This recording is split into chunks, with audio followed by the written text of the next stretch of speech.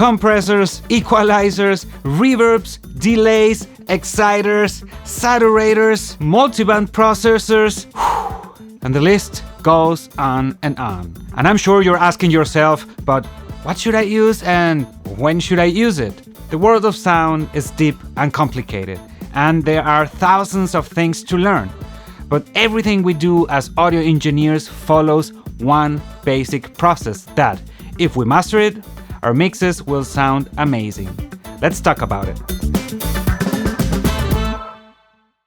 Hi, I'm Fernand Dost from thatpromix.com, and I know you clicked on this video to know about the one skill to learn for great mixes. So I'm going to say it right away. For me, the only thing you need to learn to mix great tracks is to perfectly understand the following process. First, listen.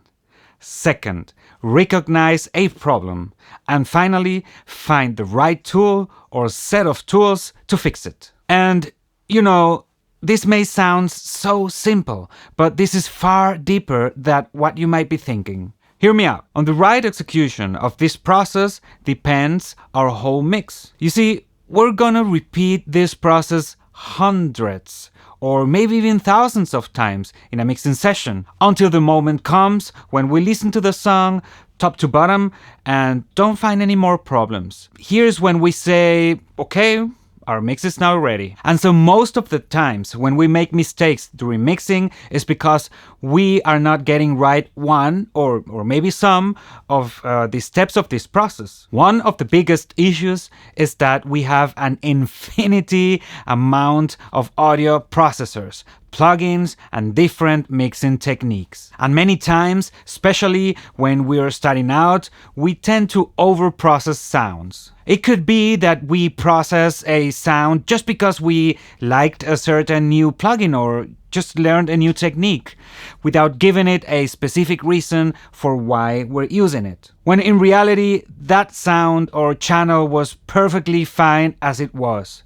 So most of the time when we overprocess, we would be failing essentially in listening and recognizing the problem accurately. So my approach is to use processing only when I recognize problems. I am a big believer of the old classic expression, if it ain't broken, don't fix it. And what I mean with problems here is not only like, oh, the vocal is too sharp or the bass is too thin.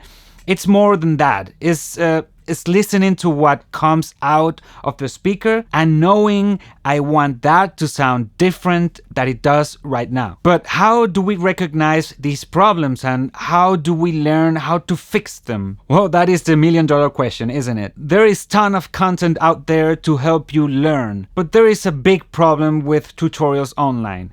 You see, we've all been victims of watching a new tutorial on YouTube and rushing to apply the exact same technique to our mix. And, you know, there's nothing wrong with that, as we're learning in the process. But the fundamental flaw is that when we apply such a technique, we're doing it on a different material and a different song. So ours may not benefit from this new trick we just learned. Let me give you a simple example that I see repeated over and over again in many productions. How many videos have we seen here on YouTube that talk about using different layers to create a massive kick? Specifically, when watching electronic music tutorials, we learned we should have a sub kick, one extra mid-range layer that hits you in the chest, and one with a punchy attack. And I'm not saying it's a bad technique.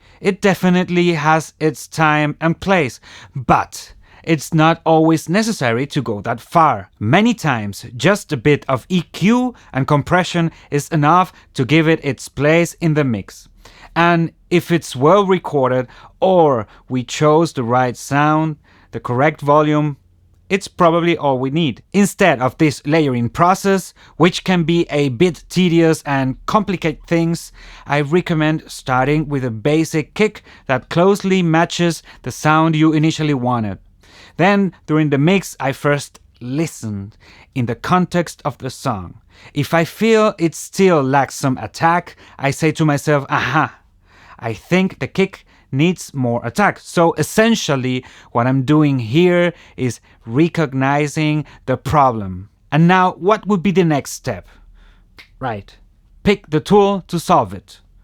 But the beauty of audio is that there is always more than one approach. And here the first thing I would try is boosting with an EQ at around 4K. But we could also try a parallel compressor like a DBX 160 that works flawlessly on accentuating the attack of percussive material. And we could also use a transient designer, or maybe even layering that second kick sample that has a very sharp attack, and blend it in. By using these different methods here, we are gonna have slightly different results, but we would be solving the problem we recognize, which was my kick needs more attack. And this is a very different thing than just starting with 3 layers on my kick because I just saw it and it was cool. Do you see where I'm trying to get with this?